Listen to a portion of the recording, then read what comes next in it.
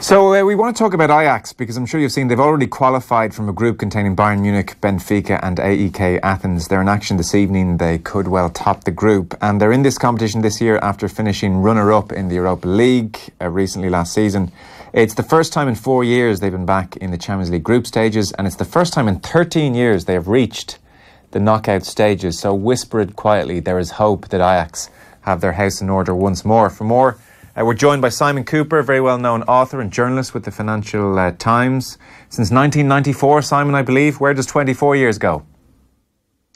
Yeah, it happened just like that. And 23 years ago, I remember watching Ajax in the Champions League final, which obviously will never happen again. Oh, you're ruling that one out straight away, are we? This is a very strong team. It's the strongest team of any Dutch club that I've seen in many, many years.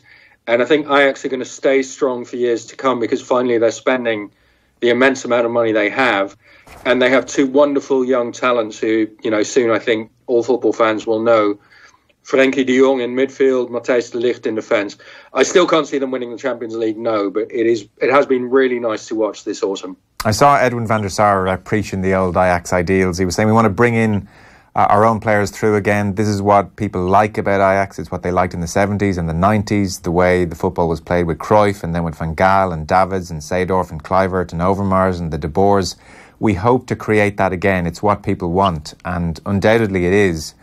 There was a coup a couple of years ago, not to be too dramatic about things. So how have matters settled down at Ajax and with the youth academy and the general mission at the place?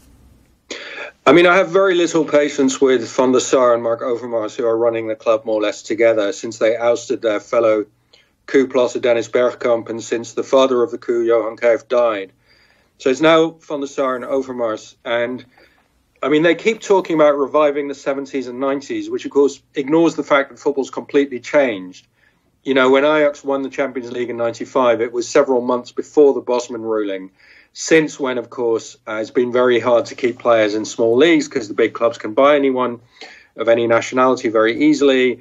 The TV money is hugely widened between the big leagues and the small leagues. So it's never going to be 1995 again. What is still true is Ajax has a very strong youth academy, which, it went through a bit of a dip, but that's been a constant of most of the last 50 years. And the big difference this year is they're actually willing to spend money because they used to, from the Sar and Overmars for years, said, well, it's not about money. It's about you have to love the club and a player who really cares will come to Ajax even though we don't spend money. Of course, not true, not the way football works. So if you're willing to spend a lot more money and pay players, say, more like €3 million top salary, which they do now, instead of €1 million, which they did for years, then you get players like Dusan Tadic coming to Ajax as he did this summer, Daley Blind coming back, Hakim Ziyech staying in Amsterdam, all players the kind that Ajax haven't had in years in their late 20s, the kind of prime age.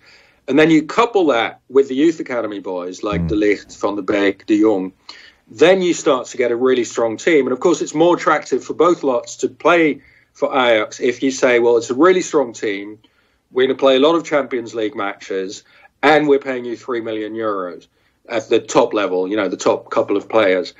And then you start to really get something because the youth academy is better than at almost any other club in Europe at the moment. Right. So, you will never retain those players beyond, say, the age of 22, 23, but just getting them that long, that's a huge difference. You mentioned there the immense amount of money they have. I wouldn't have classed them as a club with an immense amount of money. Relatively speaking, where are they in the pecking order, or what's the big source of their money? Well, their revenues are relatively low. So in most years, there are about €100 million revenue just from, stadium, TV, merchandise. But that puts you about the level of, serious European clubs like Lyon or Porto. So not enough to be really top. But where Ajax excel is selling players because, you're selling to the big leagues which have more and more money. So you sold someone like Donovan Sanchez to Spurs a couple of years ago. Now they're going to sell Frank de Jong to probably Paris Saint-Germain for 75 million. And you're playing in the Dutch league where, salaries are very low. And so you can really accumulate, and they have something like, at one point they had something like 150 million to 200 million euros in the bank, just because they were banking these transfer fees without spending any. Now they've said, okay, we're going to spend. And so they had, at one point, this cash box, which was bigger than any club except Arsenal, I think, in Europe, because all the other clubs are kind of spending every penny they have. So they had a lot of ammunition, which they've begun to use. Dennis Bergkamp will be of interest to people. So you mentioned his suspension and how it hasn't led you to be overly disposed to Mark Overmars and Edwin van der Sar. Overmars is the director of football. Van der Sar is their CEO, their marketing director.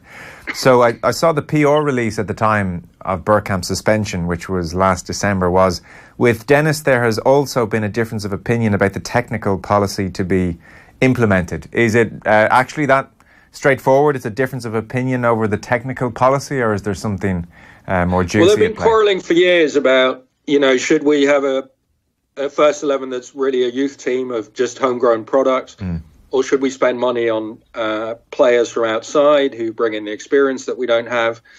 And then there's just, because it's always been very badly run since the Cruyff Revolution of 2011, it's really just a bunch of ex-footballers with no management experience arguing in a room.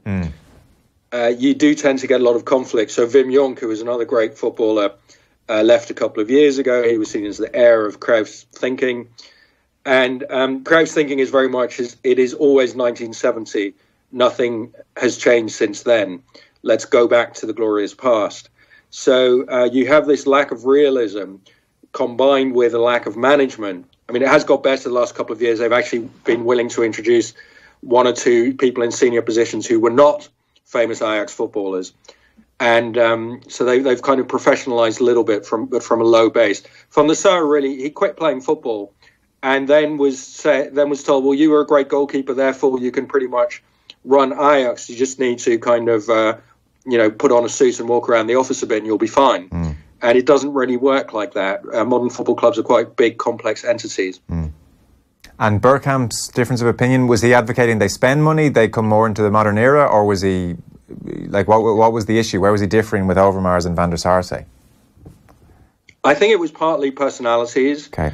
It was partly also the one successful Ajax coach of the last decade before this season was Peter Bos, who was a good footballer, but not an Ajax footballer.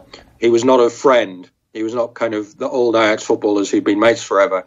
And he took them to the Europa League final last year, playing very modern, fast-passing, pressing, kind of Jurgen Klopp-like German football.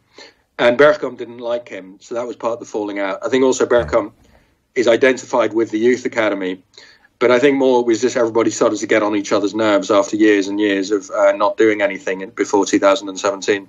Right, okay. It is a very youthful team, I mean, not surprisingly as well. I know you're talking about that balance between some of the players in their prime and the players coming through. Average team age of 23.5. In May of last season, they named the youngest side in Dutch league football history. The average age, 20 years and 139 days. They won that day as well, which is quite extraordinary.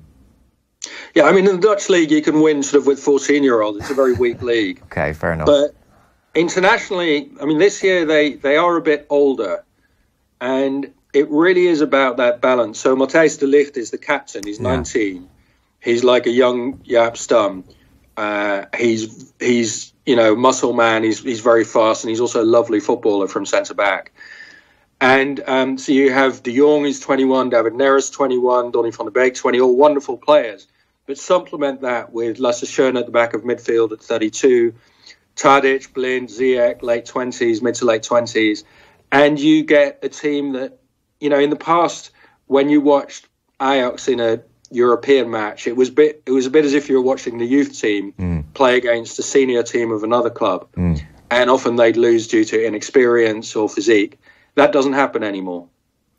De Ligt at 19, who you mentioned just there, Ajax captain, automatic choice for the Netherlands, and Frenkie de Jong as well, centre midfielder. They seem to be the two who are going to move relatively soon. I presume there's no way in hell that one, they would want to stay, or Ajax can afford to keep them. So really it's a case of who nabs these two in the next year, 2 years. Are we all going to be very familiar with these guys in the next 18 months? I'd say it's very likely they both move next summer. Okay. De Jong is already lining up for that publicly. And it was reported in Holland last week quite credibly that he'd agreed to sign for Paris Saint-Germain for 75 million, having also previously talked to Manchester City, Barcelona had been tailing him for a long time. I mean, really, all the big European clubs have watched these two. Right. De Ligt, not clear. His agent now is Mino Raiola, who's been talking to Juventus. Barcelona is another possibility. I mean, it's almost inconceivable, barring a big injury, that either of them would still be at Ajax after the summer. Okay. Meanwhile, in the domestic league, if they're not going to quite win the Champions League this year, they're 2 points off PSV. The last time they won the league was back in 2014. Do you give them a big shout there?